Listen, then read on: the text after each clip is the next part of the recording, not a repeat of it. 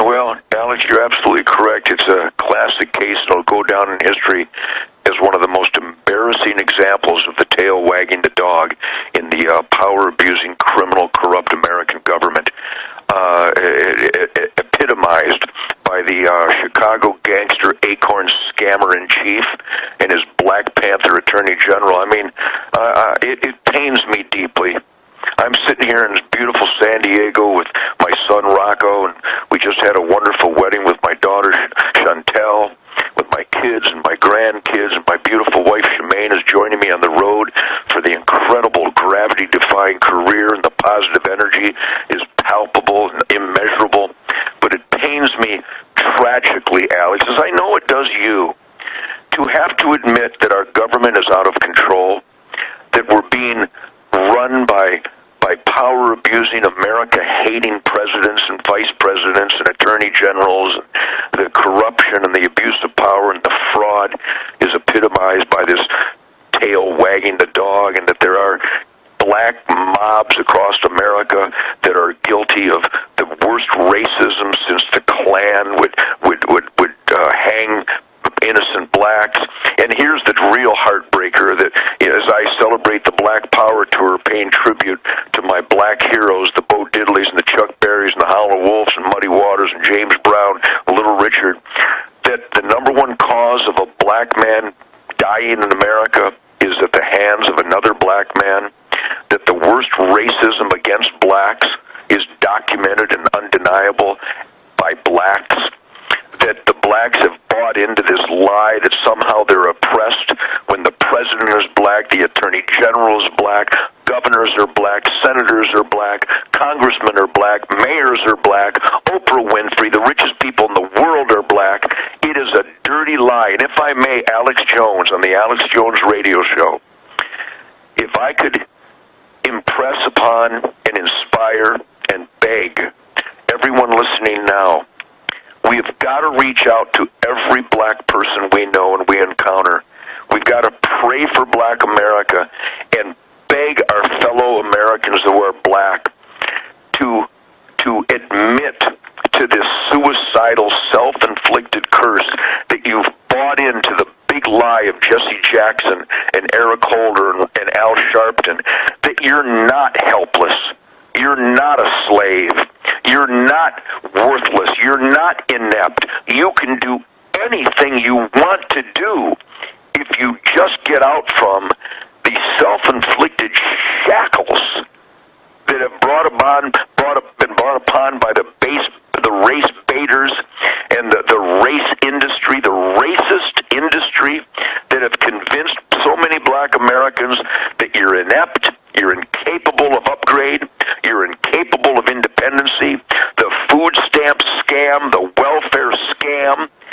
Blacks can fix the black problem tonight if they just admit that they can do anything that I can do, anything that Alex Jones can do, anything that Thomas Sowell can do, anything that any American can do if you put your heart and soul into being honest, law-abiding, delivering excellence at every move in your life.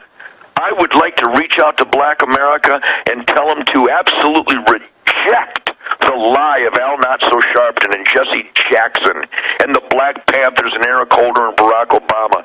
They are enslaving you.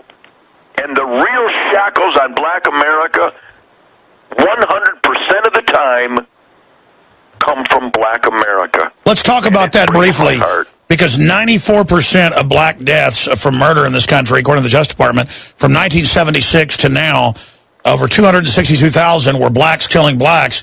That is up to 20 times the number of statistical murders going on white or other numbers. And what's incredible is you learn that the Democratic Party, with welfare and breaking up the family and taking the father out of the home, the model they've done to the blacks is their admitted model for everybody, and that it's a culture of dependency. They want us all dependent on government, because then the government class is one, and they even brag about it. Ted, this is really a collectivist conspiracy. Can you speak to that?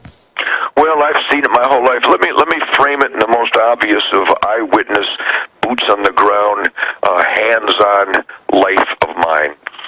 I was born in 1948, and there were water fountains in Detroit that were for whites, and there were water fountains in Detroit that were for blacks. I admit that. I admit the tragedy of that. I admit the injustice of that.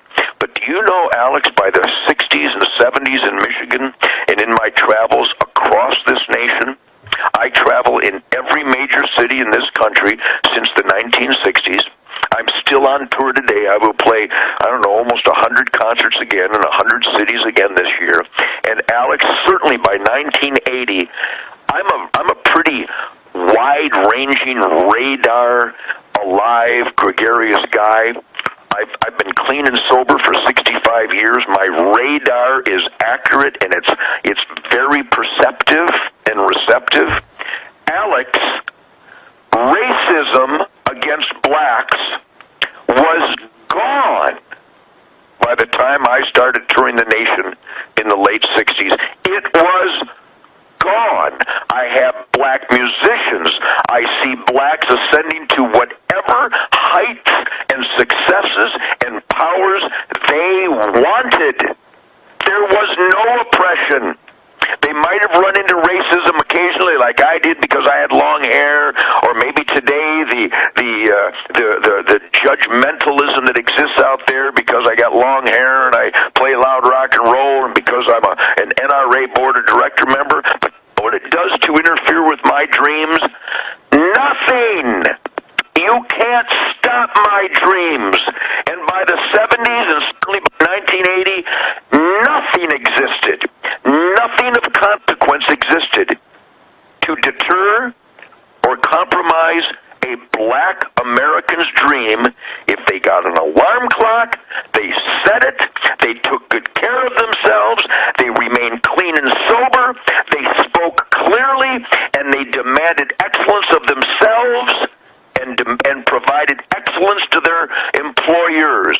And anybody, black, white, yellow, green, or red, if you provide excellence to your boss, you will end up being the boss. Absolutely, I can tell you. Know that. Write that down. And if you buy the lie of oppression, you have just bought the shackles of the race baiters in America. Sure, because the government and the race baiters and the community organizers, they want to manage the only stunted opportunities in government jobs, government handouts, government systems, and it's literally a cult. The government and the liberal socialist special interests are not liberal. They're a bunch of social engineers who are the real racist.